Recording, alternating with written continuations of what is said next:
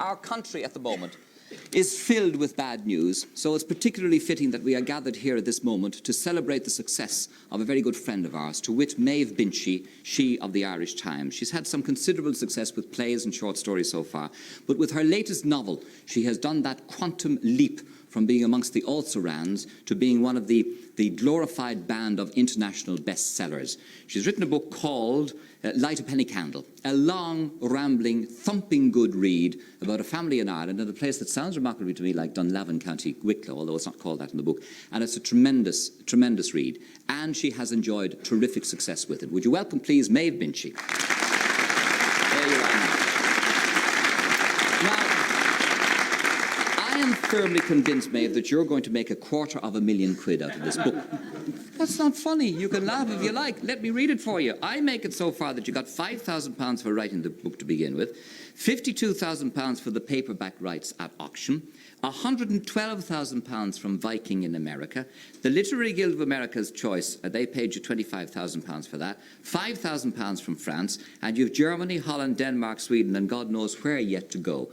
Do you quibble with my total of £250,000? I actually haven't got one penny of it yet, but if you... but you will. I will. You got the 5,000 for it so far. Yes, I have got you got the 5,000. Yes, but the other stuff will roll in. The letterbox will keep on opening, and the stuff will flow in. You won't be able to count it by the time you're finished. How do you feel about that much money? Well, I suppose, like anybody, I would like to have got rich quietly, you see, and not had all the publicity about the money, because it would be grand to be rich surreptitiously. But unfortunately, in the publishing business, if you hear that one person has bought it, that's good advertising for the book, so then the next person keeps talking about it. I'm delighted. I mean, I'd be very hypocritical if I said I wasn't delighted to have the money. I'm thrilled. And we're thrilled for you, really and truly thrilled for you. Now, where the idea for the book, and as I say, it's a thumping good read. It took me most of the summer to read it before it ever came out. It's only released sort of this week, isn't it? It's just published this week. It's a thumping good read about a family, a young girl who comes from England during the war to stay with a family in a country village in Ireland, and then the whole story of their lives. Where did it come from? Did it suddenly smack you one day? Well, it did, because I'd written short stories and I'd written plays, and the only thing I hadn't tried was a novel. And most people don't want to give up an awful lot of their time to write a novel, because if you spend so much time on it and it doesn't work and it's not published, you've wasted a long year of your life and you feel upset by it. I mean, obviously, that's the same with any kind of writing. But in this particular one, I thought of the idea of friendship, because instead of writing about a love affair or a love relationship, I thought of friendship had been something that wasn't really discussed all that much in books. And I thought that especially if you could have a friendship between two very different kinds of people, between an English girl and an Irish girl, between a Catholic and a Protestant, between somebody from a big family where there was lots of noise and excitement going on, and a girl from a little lonely and rather perhaps dismal family. I thought this might make a hopeful, cheerful novel, because if you stayed with them from the time they were 10 until they were grown-ups in their 30s, and that's what gave me the idea, really. And how long did it take you to write it all together? It took me a year, but I had the day job, as Terry Vaughan would say as well. I mean, I didn't give up full work for the year, because I worked at the weekends. I gave long weekends to it. I used to start on Friday afternoon. I mean, it really. How many words are in it? It's a hell of a volume, you know. Well, there's too many in it, actually, because the publishers asked for 100,000 words, and I kept writing so much that I had, like when I had 100,000 words written, they were still only 16 years of age.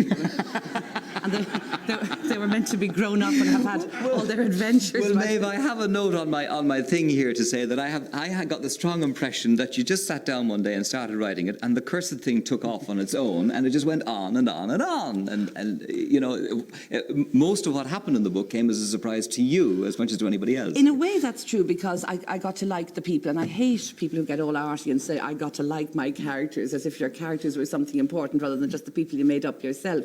But I did know what it was going to be about, because I had to write an outline after all of it. I had to before I started it, I had to write an outline. Otherwise, I'd be still sitting there typing, staring out of the back garden and writing it, and it would be so big that nobody could lift it at all. So I did have an outline and know what was going to happen, and I realised that I was taking too long. So it was twice the size of a book it should have been. Well, Lynn Geldof there is smiling to herself during all of that. I was just thinking, maybe I've read your book, of course, that you got a lot of mixed press about it. Bad from the male reviewers and very positive, I think, in general, from the female reviewers. What do you Would you like to talk about that? Yes, I did get mixed press. I got a lot of very nice reviews, which was delightful, because when you write a book like this, you see, you're not sure, you have no idea really how it's going to go. The last day I'd written it, the time I put the words "the end" at the end of it, I had no idea what it was going to be like, whether people would like it or not. And I was very delighted when people obviously started to like it. I was thrilled. Yes. But I did indeed get some very bad reviews from men, a couple of bad reviews. Hugh Leonard in particular wrote a very bad review indeed, because he hated it, which was a pity, because I mean I think he's a terrific writer and I was disappointed. Yes. But I don't know, maybe it's because in a way the women were very strong in it. Why do you think Hugh gave you a bad review, Maeve? But I'm sure I know exactly why, because he just didn't like the book. You know, I mean, he's a professional and he does his own reviewing. Yes. I couldn't imagine it could be anything personal. I imagine he just didn't like it, which I say is disappointing. It's always disappointing when anybody didn't like it. If anybody at all said they didn't like it, that's always a bit of a hurt. You're quite vulnerable when you've written something. Yes. You love everybody in the whole world to say it's great. Yes, Lynn, sorry. I was just going to remark, do you think perhaps it's because friendship isn't, for male, it isn't a very much explored area? I think women, and certainly I'm very aware of friendship as possibly the strongest guiding force in my life. I think there's a thing about women's friendships that is quite close, that men don't share. Yeah. I've noticed when I'm talking to I was going to say to grown-up men as opposed to baby men. There aren't too many about. When I'm talking to grown-up men, I've noticed that they don't seem to share the same confidences with each other. They don't tell each other everything the way girls do in their teens and indeed in their early 20s.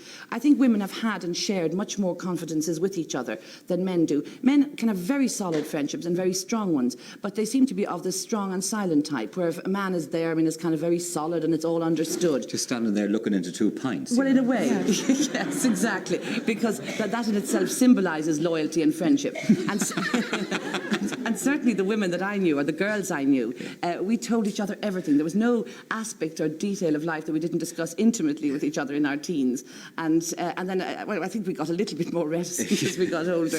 Yes, Terry. I think Maeve should be very pleased that Hugh Leonard has criticised the book so badly, because certainly I wouldn't have heard of it, begging your presence, had it not been for the bad criticisms that were around. Well, they do say that.